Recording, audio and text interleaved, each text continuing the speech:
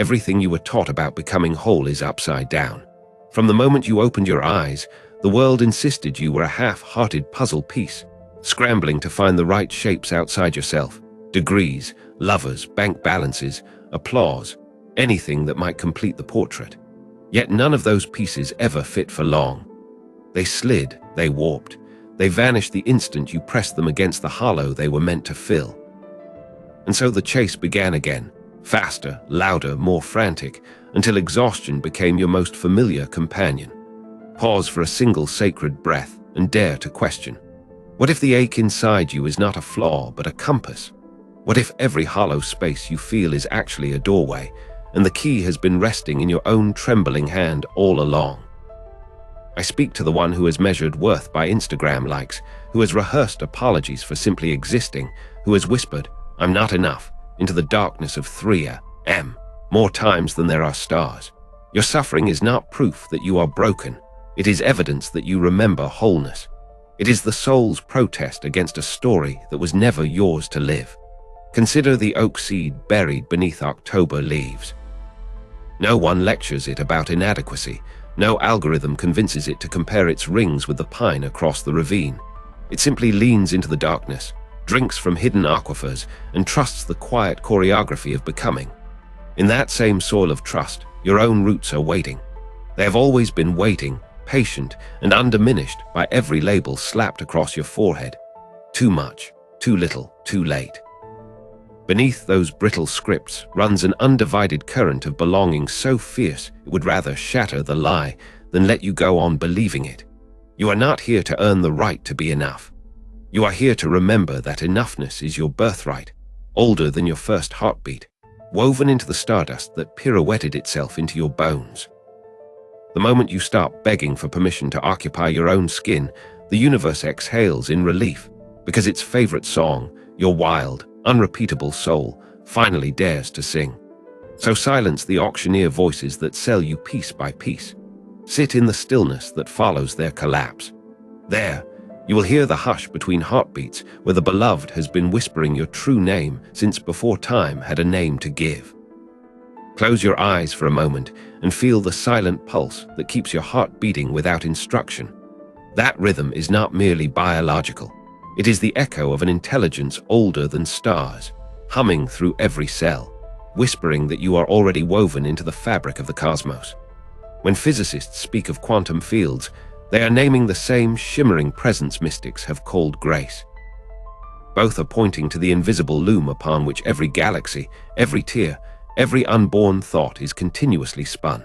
For centuries, we have imagined reality as a vast machine, solid particles bumping through empty space like billiard balls on a slate table. That picture served us for building steam engines and skyscrapers, but it left us lonely, stranded inside separate skulls, peering out at a world that felt indifferent. Quantum science dissolves that isolation.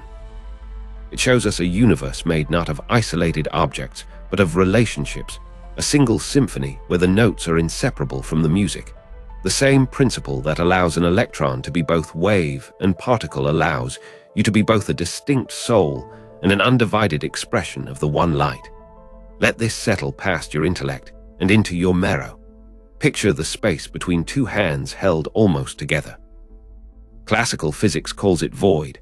Quantum physics reveals it as a teeming ocean of potential, quivering with infinite versions of what could be. That luminous gap is not outside you. It is the very texture of your being. Your thoughts, your emotions, your quietest prayers are ripples across that same ocean. Every time you choose kindness over fear, you collapse possibility into a world where kindness grows more probable for everyone. Some hear the word quantum and retreat into numbers, intimidated by equations that look like secret codes. But the heart of the matter is astonishingly intimate. The observer effect does not require a PhD. It simply affirms that when you pay attention, reality responds.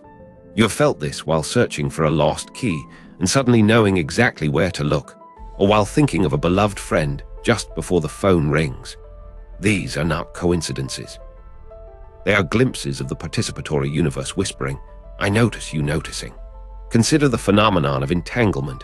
Two particles born from the same event remain mysteriously linked, so that a change in one registers instantly in the other, no matter how far they drift across space. You have experienced this too. A mother wakes at 3 a.m., certain her child is in danger, and the call comes. A lover finishes a sentence the other began in silence. These moments feel miraculous only when we believe we are separate. When we remember we are entangled, they become the natural language of belonging. So take a slow breath and feel the spaciousness inside your chest. That is not emptiness. It is fullness waiting to take form.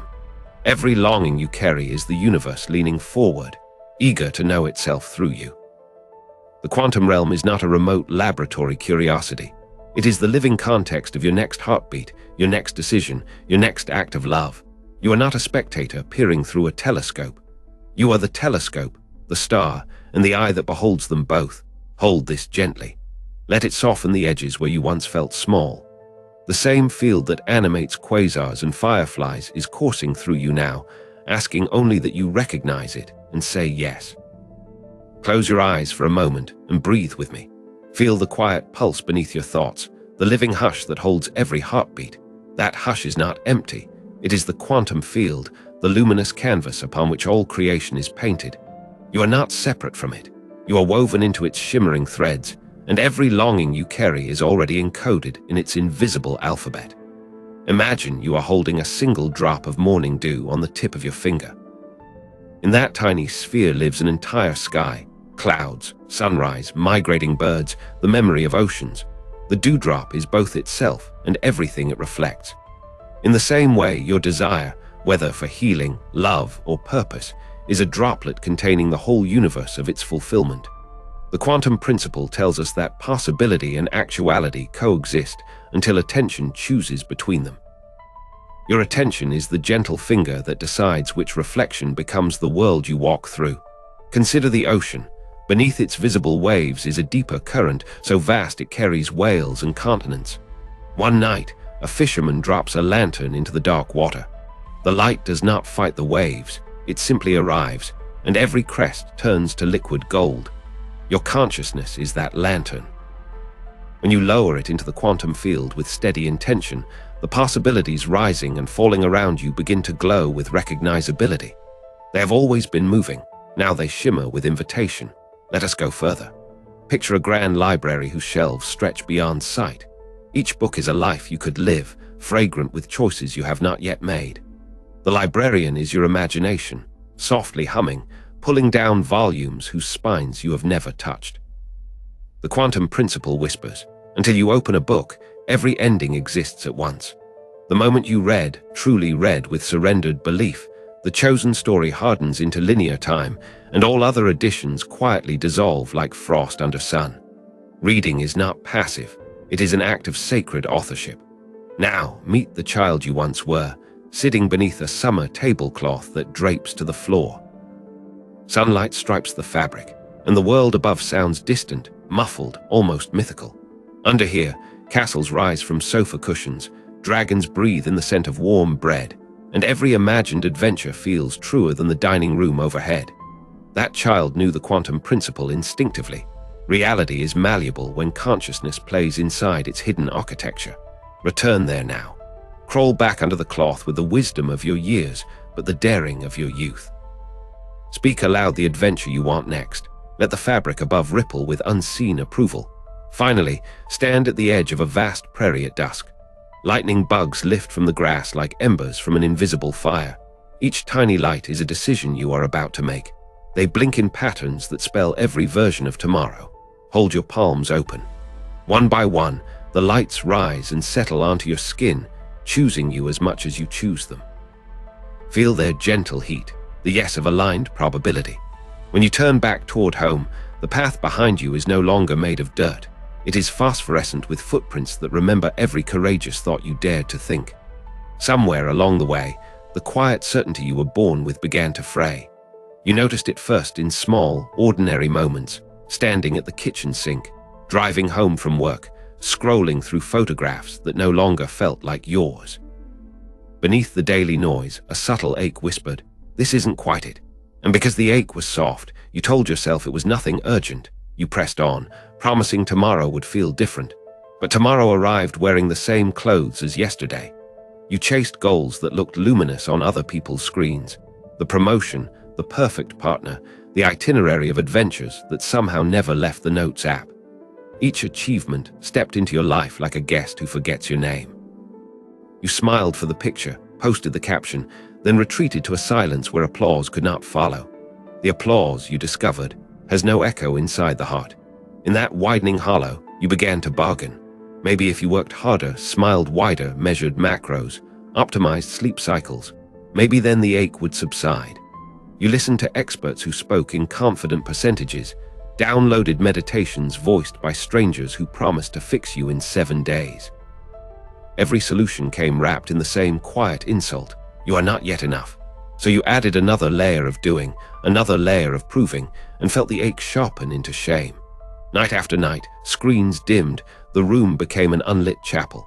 You lay awake cataloging flaws like broken rosary beads, the conversation you mishandled, the 5 pounds that refused to leave, the savings account that never grows fast enough.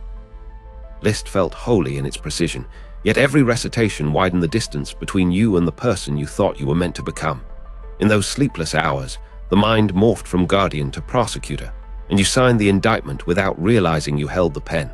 Eventually, fatigue outran ambition. You cancelled plans, muted group chats, told friends you were just busy. But the truth tasted lonelier. You were terrified they would glimpse the emptiness you carried like a second shadow. So the circle tightened until the only voice left in the room was the one that kept insisting you should already be somewhere else, someone else. And beneath that voice, almost too soft to notice, another thread trembled, a remembering older than language that once you knew how to simply be. The ache you began to sense was not a flaw to fix, but a summons to return.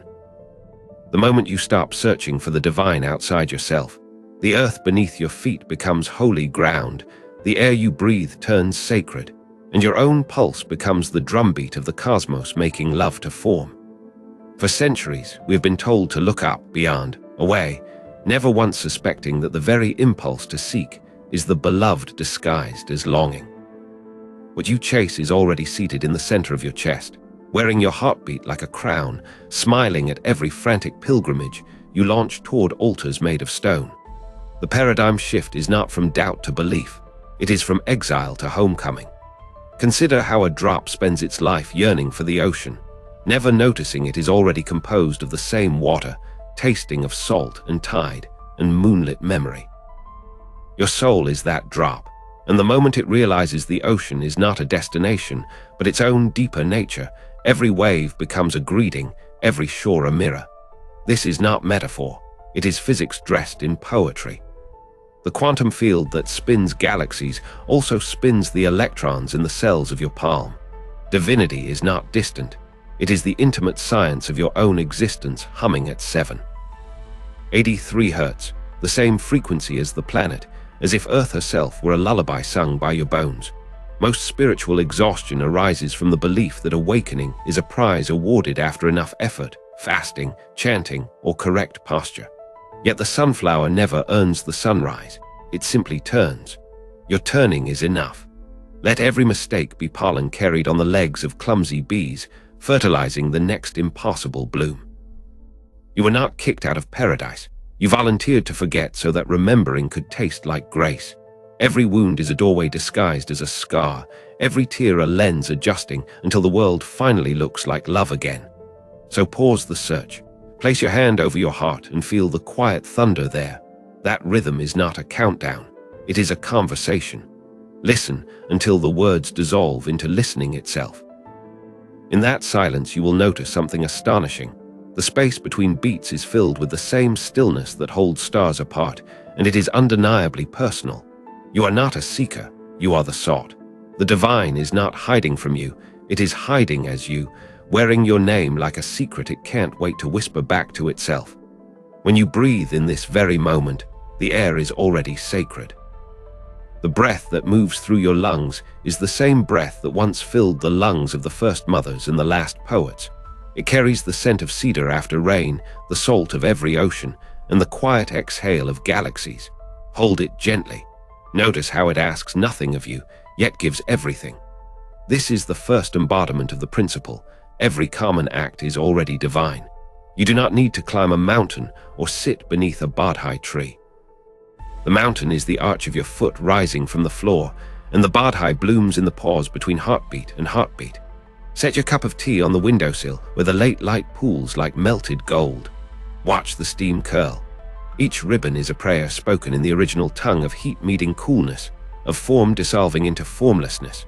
When you sip, taste the entire journey, clouds over Assam, hands that rolled the leaves, the kettle that sang like a small brass monk.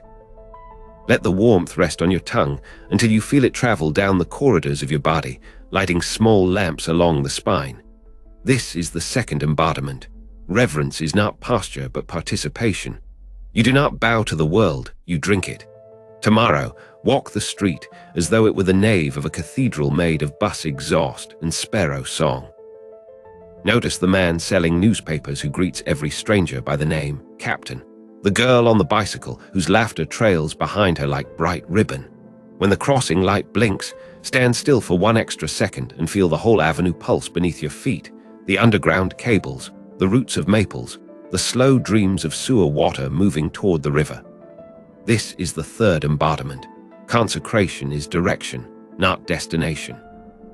You sanctify wherever you are by refusing to rush past it. At night, before sleep, place your hand on your own chest as if it belonged to someone you have loved for 1,000 years. Feel the drum of your heart speaking in Morse code only the soul remembers. Whisper, "Thank you for carrying me another day." Then let the gratitude expand until it touches the edges of the room, the street, the continent, the spinning planet itself. This is the final embodiment. The circle closes not in retreat, but in return.